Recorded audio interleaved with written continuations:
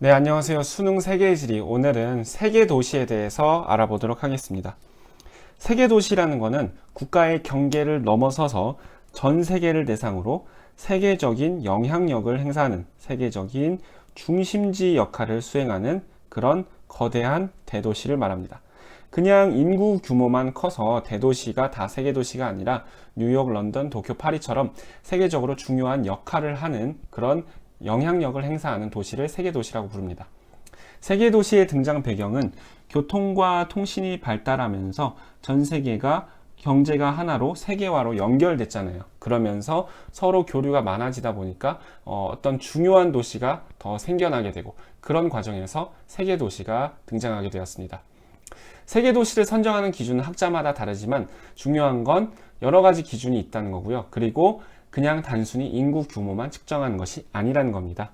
먼저 첫 번째, 경제적 측면에서 다국적 기업이 얼마나 많으냐가 중요한데, 특히 다국적 기업의 헤드쿼터 역할을 진행하는 다국적 기업의 본사가 몇 개 있는지 그런 것도 기준 점수가 됩니다. 그 다음 금융기관 같은 거. 그 다음 정치적 측면에서는 국제기구의 본사, 뭐 유럽연합이나 본부라고 하죠. 그런 것들을. 또는 뭐 UN, 국제기구의 본부나 또는 국제회의 같은 거를 몇 번 개최했는지 이런 것도 그렇게 세계 도시를 측정하는 점수의 기준이 됩니다.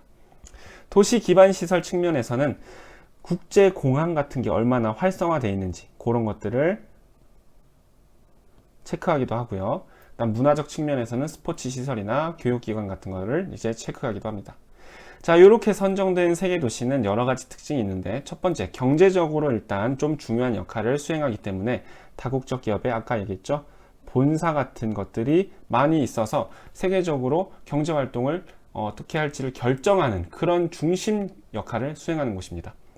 자, 이렇다 보니까 이러한 거대한 기업들이 혼자 모든 걸 다 할 수 없어요. 그래서 이런 기업들을 도와주는 서비스업이 발달했는데, 서비스업 자체가 도시에서 발달한 3차 산업이잖아요. 근데 이 서비스업도 두 가지로 다시 나눌 수 있습니다.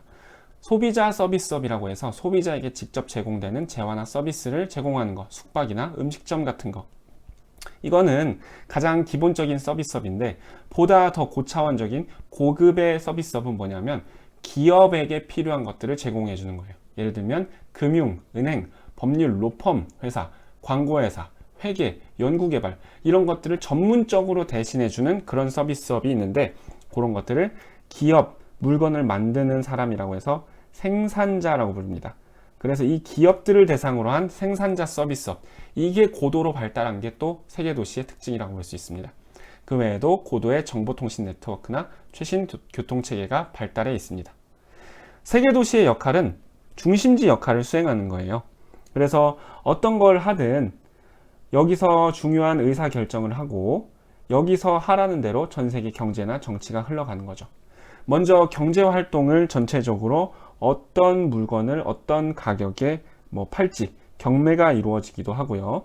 그런 시장이 위치하기도 하고, 또는 분쟁이 발생했을 때 이런 것들을 서로 화해시키거나 조정하거나 통제하는 국제 정치의 이런 핵심 역할을 수행하기도 합니다.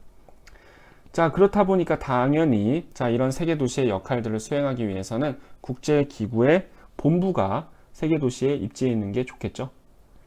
그리고 국제 회의나 행사도 이런 것들을 해결하기 위해서 많이 일어나는 편입니다. 자, 이런 세계 도시에는 공통적인 문제가 있습니다. 바로 양극화 현상인데요.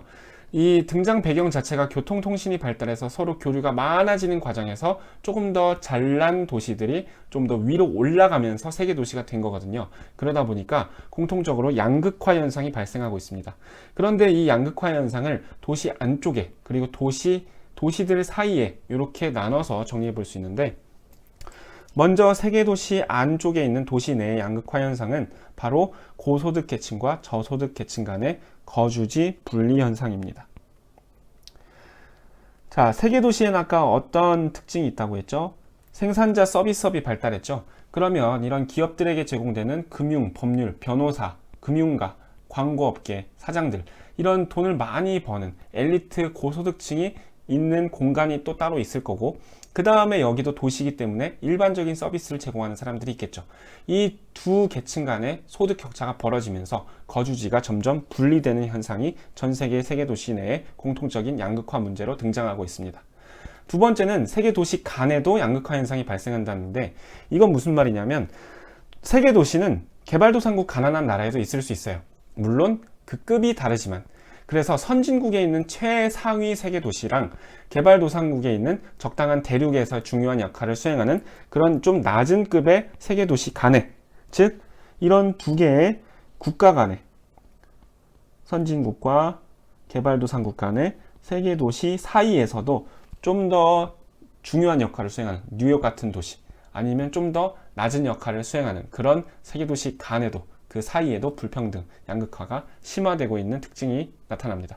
자, 그것은 교통통신이 발달하면서 계속해서 물자가 오고 가고 교류하면서 이런 계층성이 위아래가 더 명확해지기 때문이에요.